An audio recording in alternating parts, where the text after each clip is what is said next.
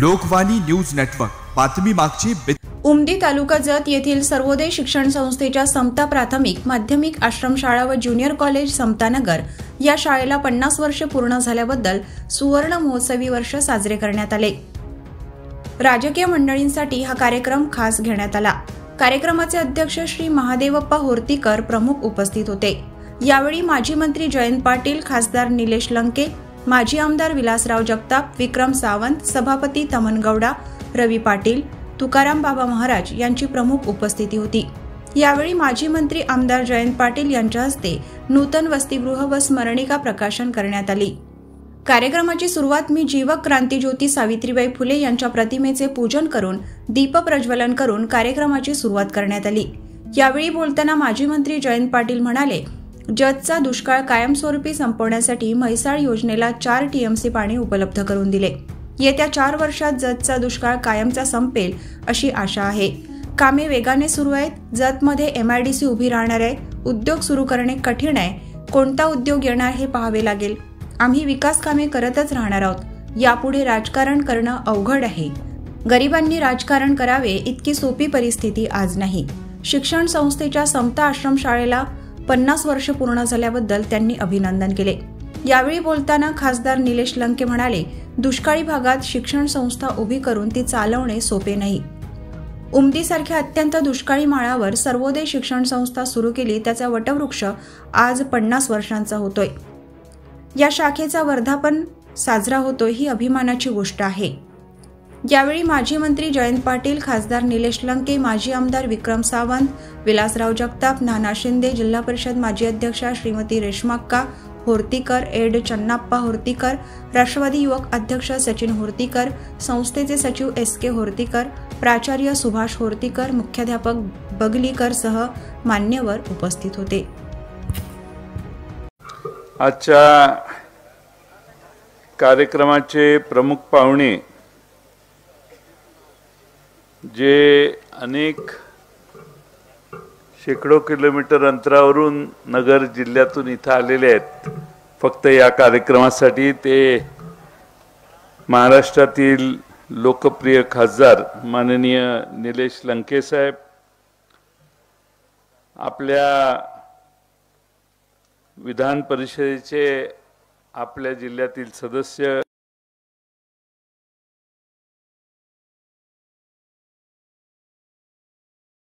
आमदार, जिल्हा परिषदेचे माजी सदस्य तमन गौडा, रवी पाटील, आपल्या जिल्हा परिषदेच्या माजी अध्यक्षा रेश्माक्का होर्तीकर, चन्नाप्पा होर्तीकर, सिद्धू अण्णा शिरसाड, औंडीचे सरपंच अण्णासाहेब कोडक,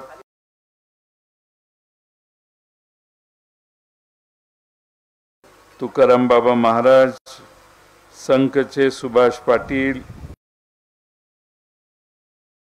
रेवाप्पण्णा लोणी, बसवराज दोडमणी, अमोल डफळे,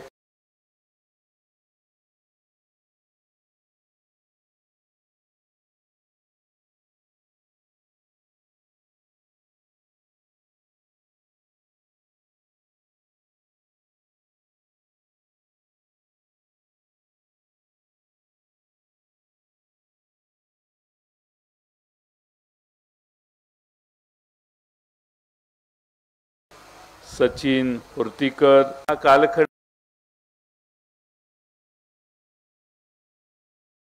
काही लहान नाही, कालखंड काही लहान नाही आणि आम्ही अनेक ठिकाणी आश्रमशाळा बघितलेल्या आहेत, पण एवढी नीटनेटकी आणि व्यवस्थित स्वच्छ असणारी आश्रमशाळा आणि मुलांची व्यवस्था कदाचित दुसरीकडे कुठं नसेल। एवढी चांगली व्यवस्था की आपल्या संस्थेमध्ये आपण सर्वांनी ठेवलेली आहे।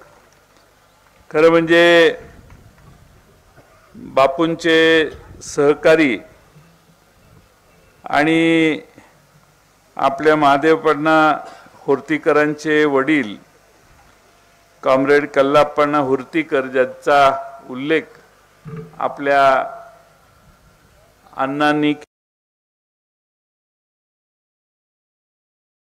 केला, त्यांच्या कालखंडात त्यांच्या पुढाकारानं या संस्थेचा उगम झाला। कर्नाटकच्या सीमेवर असणारी थोडीशी जत तालुका दुर्लक्षित असणारा आपला तालुका गेले अनेक वर्षापासून होता आणि त्यामुळं अनेक वर्षापूर्वी स्वर्गीय बापूंचे आणि कल्लाप्पा हुर्तीकरांचे जिव्हाळ्याचे संबंध होते।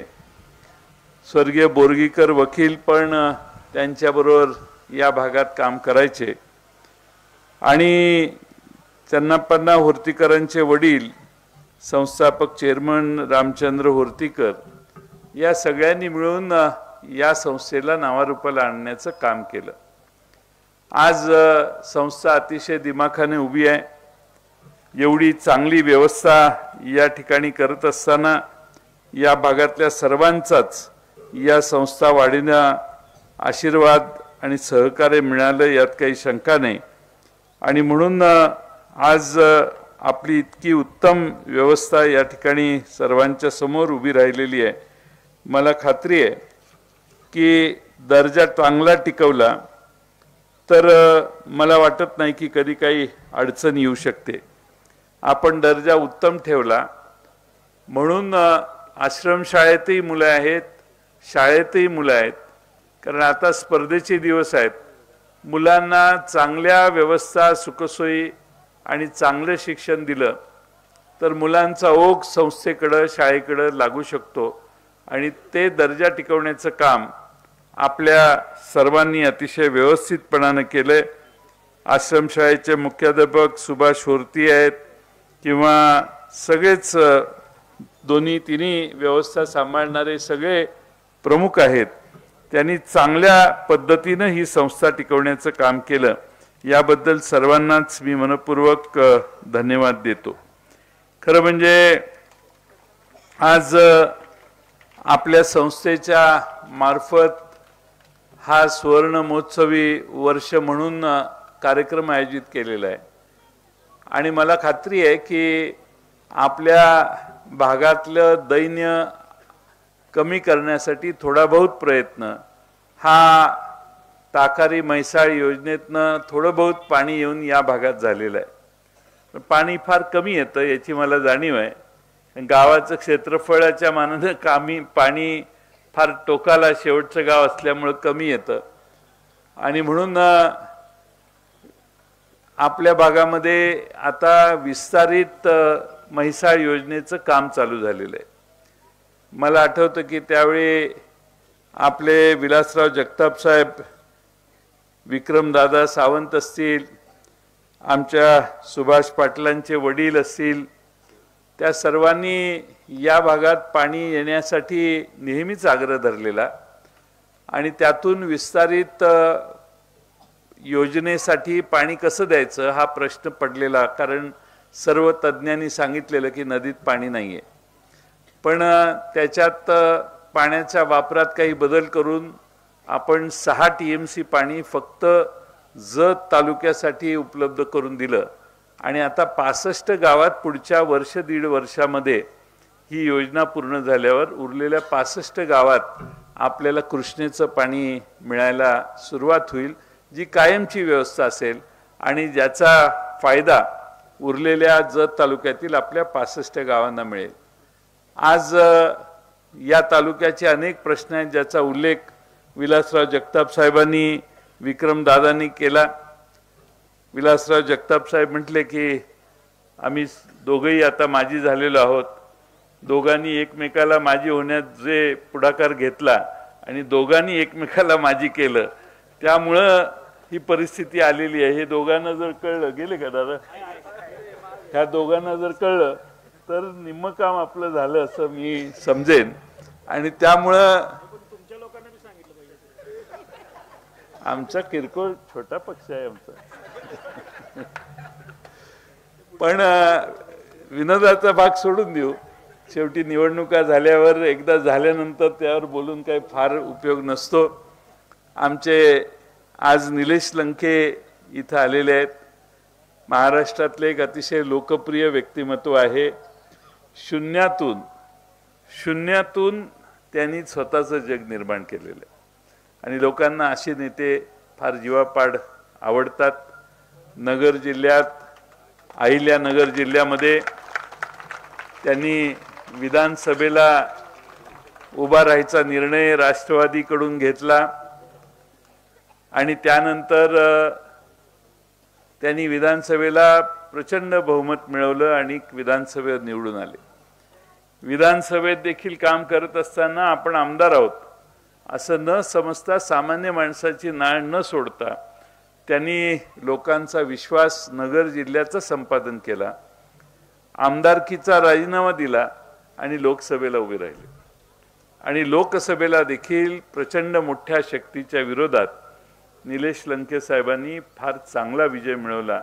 आणि मला सांगायला पाहिजे की त्यांनी उभा राहायचा निर्णय घेतल्यापासून जे एका देवीच्या दारात नारळ फोडला आणि जी प्रचाराला सुरुवात केली, मला वाटतं कितीतरी दिवस ते सगळे गाव आणि गाव करत होते. इलेक्शन जाहीर व्हायच्या आधीच त्यांचा प्रचार 50-60% पूर्ण झालेला होता.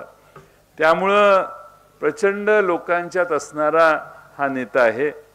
महाराष्ट्रात जे काही ठराविक चेहरे आता नव्या पिढीतले पुढे येत आहेत, त्यात निलेश लंके हा चेहरा सामान्य माणसांचे प्रश्न सोडवणारा चेहरा असेल असा मला विश्वास आहे. त्यांनी लोकसभेत गेल्यानंतर एक आंदोलन केलं की दुधाला आधारभूत किंमत दिली पाहिजे आणि पक्षातही त्यांनी आमच्याकडे आग्रह धरला की जाहीरनाम्यात ते घातलं पाहिजे म्हणून. त्यामुळे आम्ही देखील जाहीरनाम्यात घातलेलं होतं आमच्या निवडणुकीच्या आधी की आमचं सरकार आल्यानंतर महाविकास आघाडीचं दुधाला आधारभूत किंमत देण्याची किंवा सपोर्ट प्राइस देण्याचं काम आम्ही करू. म्हणजे 30 रुपये जर उत्पादन खर्च असेल तर किमान शेतकऱ्याला 35-38 रुपये मिळावा अशी त्यातली एक कल्पना होती. आणि त्यांनी त्याचा पाठपुरावा करण्यासाठी उपोषण केलं. उपोषण केल्यावर संबंधित मंत्र्यांना रात्री उशिरा येऊन त्यांचं उपोषण अनेक दिवस केलं उपोषण, त्यांना उपोषण सोडण्याच्यासाठी. आणि उपोषणाला कोण, सगळे सामान्य माणसं त्यांच्या उपोषणाला पाठिंबा द्यायला एकत्रित झालेले होते. त्यामुळे निलेश लंकेंनी त्या भागातल्या अनेक प्रश्न हे फार हिमतीनं आणि धाडसानं सोडवलेले आहेत. एखाद्या अधिकाऱ्याने चांगलं काम केलं नाही तर त्याच्यावर आवश्यक त्या पद्धतीनं त्यांच्या स्टाईलनं त्याच्यावर दबाव आणणं, गोरगरिबांची कामं करण्यासाठी जर कोणी चुकीच्या पद्धतीनं वागत असेल तर त्याला योग्य समज देणं, असा रॉबिनहूड टाईप काम हे निलेश लंकेंनी फार जोरदारपणानं त्यांच्या लोकसभा मतदारसंघात केलेलं आहे.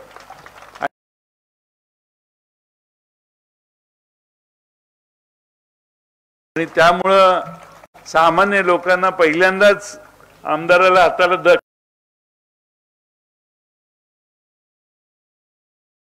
खासदारांना हाताला धरून थांबवता येते. फोन करेल तिथं खासदार उपस्थित राहतात. कोणताही संघर्ष असला तरी खासदार त्या ठिकाणी येऊन त्या शेतकऱ्यांच्या सामान्य भाग म्हणून जतचा आजपर्यंतचा नावलौकिक आहे.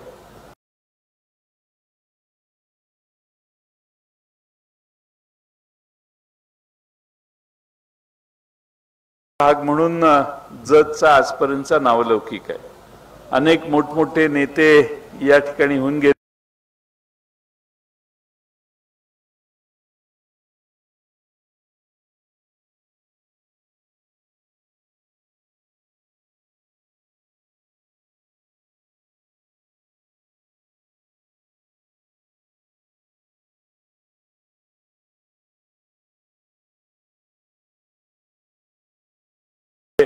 जसे विक्रमदादा या ठिकाणी मागच्या वेळी आमदार होते तसे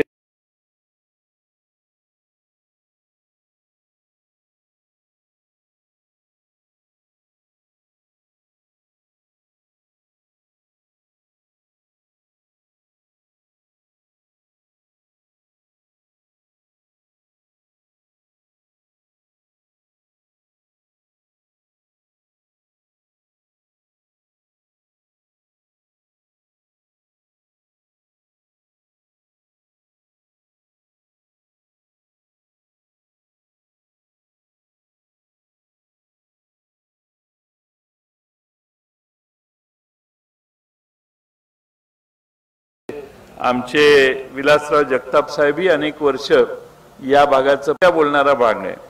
त्यामुळे या भागामध्ये आपण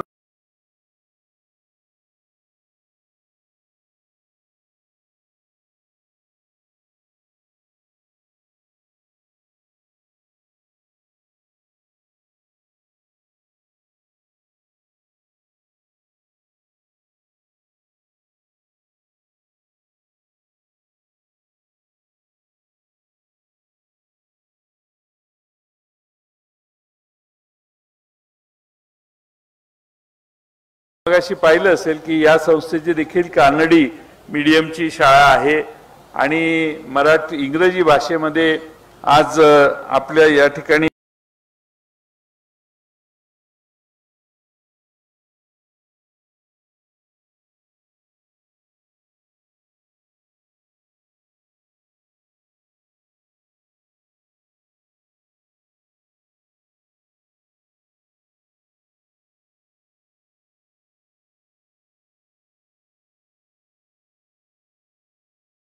आश्रमशाळेमध्ये शिकवलं जातं। त्यामुळे अनेक चांगले चांगले उपक्रम करणारा हा भाग आहे। या भागातल्या उद्योगांना चालना देण्याचं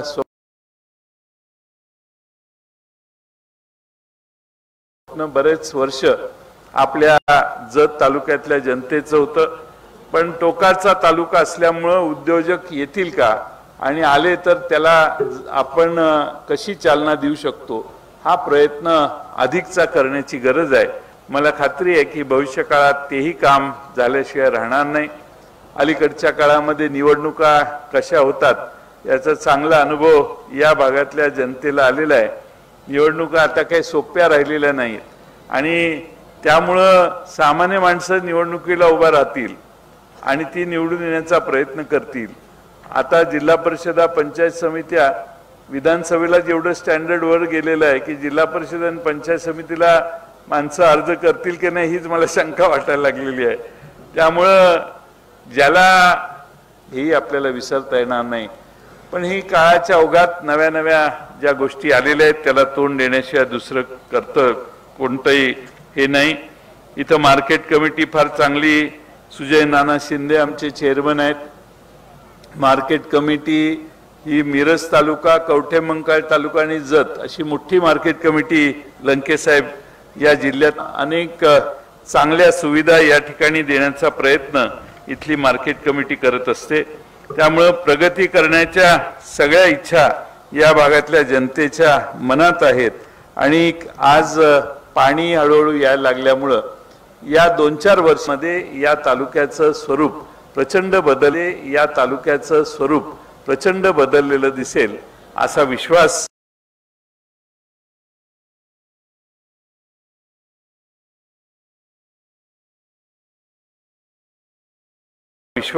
माझ्यासारख्या कार्यकर्त्याला वाटतो। आज स्वर्गीय कॉम्रेड कल्लाप्पा हुर्तीकर असतील, रामचंद्र हुर्तीकर साहेब असतील, या सर्वांना मी मनपूर्वक आदरांजली वाहतो आणि महादेवप्पा हुर्तीकर चेअरमन संस्थेचे म्हणून आज काम करतायत। त्यांचंही वय मला वाटतं आता 77 वय झालेलं आहे आणि 77 वय आणि कल्लाप्पा हुर्तीकर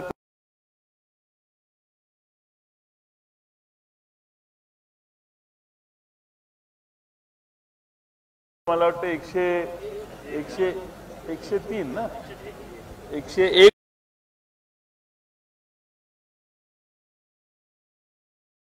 वर्ष त्यांचं आयुष्यमान आहे. आपण लढ म्हणण्याची, पाठीवर थाप टाकण्याची क्षमता आपण नेहमीच दिलेली आहे.